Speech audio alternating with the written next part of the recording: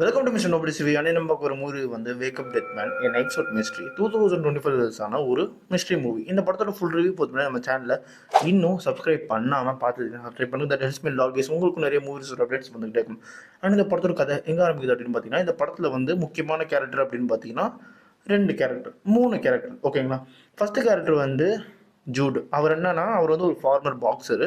ரிங்கில் வந்து ஒருத்தர் கொண்டுட்டார் அப்படின்னு சொல்லிட்டு பாக்ஸிங் ஃபீல்ட்லேருந்து வெளியே வந்துட்டு தென் அதுக்கப்புறம் வந்து ப்ரீஸ்டாக மாறிடுவார். ஸோ அவருக்கு வந்து அந்த வயலன்ஸ் வேணான்னு சொல்லிட்டு அவர் ப்ரீஸ்டாக மாறுறதுக்கு ட்ரை பண்ணிட்டு இருப்பார், மாறிடுவார் ஓகேங்களா. அதுக்கப்புறம் அவரை வந்து ஒரு சர்ச்சுக்கு வந்து அடுத்த ப்ரீஸ்ட்டாக போட்டிருப்பாங்க.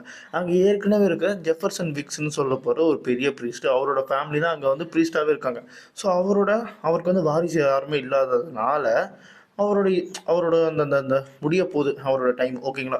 அந்த டைமுக்கு அப்புறம் இவர் எடுத்துக்கலாம், இவருக்கு ப்ராக்டிஸ் கொடுக்கலாம்னு சொல்லிட்டு இவர் அந்த சர்ச்சுக்கு அங்கே போயிடுறாரு. போனதுக்கப்புறம் இவருக்கு ப்ராக்டிஸ் நடக்குது, எல்லாமே நடக்குது. அதுக்கப்புறம் வந்து அந்த ஜெஃபர்சன் இருக்கார், அவரோட அசிஸ்டண்டான மார்த்தா இருக்காங்க. இதெல்லாம் இருக்கிற அந்த சமயத்தில் ஒரு நாள் என்ன ஆகுது அப்படின்னு பார்த்தீங்கன்னா, சர்வீஸில் வந்து பேசிகிட்டு இருக்க அந்த சமயத்தில் அடுத்து வந்து நம்ம ஜூட் பேசணும். அதுக்கு முன்னாடி வந்து ஜெஃபர்சன் பேசிகிட்டு இருப்பார். பேசி முடிச்சுட்டு ஒரு ரூமில் போய் வெயிட் பண்ணுற அந்த சமயத்தில் டப்புன்னு அங்கே வந்து மயக்கம் போட்டு விழுந்துட்டார்.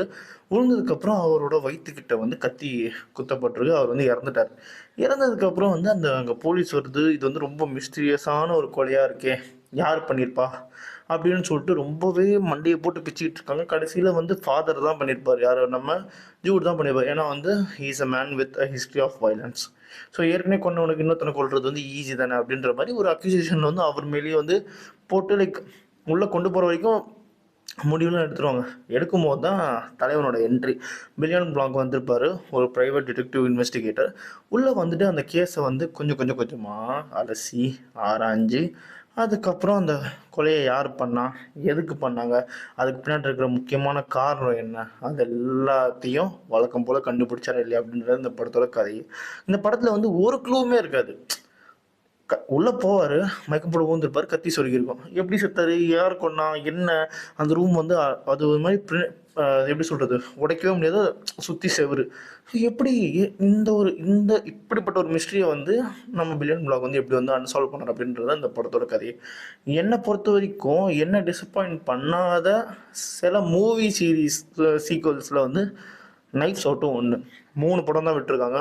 3 படமே வந்து சூப்பராக இருக்கும், மஸ்ட்டு வாட்ச் சத்தியமாக சொல்லுவேன். ஏன்னா வந்து எனக்கு ரொம்ப பிடிச்ச படம். எனக்கு வந்து அந்த பிரியான் ப்ரவுன் கேரக்டராக இருக்கட்டும், அவர் அந்த அங்கே வர அந்த சுச்சுவேஷனாக இருக்கட்டும், ஒரு விஷயமும் வந்து நல்லாவே கொண்டு போயிருப்பாங்க. அதே சமயத்தில் இதுவுமே ஒரு மாதிரி நல்லாவே கொண்டு போயிருப்பாங்க. உங்களுக்கு வந்து போரே அடிக்காது. படத்தில் பேசிட்டு தான் இருப்பாங்க, பட் போர் அடிக்காது. நல்ல படம். அதனாலேயே இந்த படத்துக்கு நான் ஒரு 4.5 நிமிஷம் தருவேன். அண்ட் இதே மாதிரி மூவி பார்க்கணும் நம்ம சேனலை சப்ஸ்கிரைப் பண்ணால் அந்த மிஸ்டர் நோபடி சந்திக்கிறேன். Bye, have a great day guys.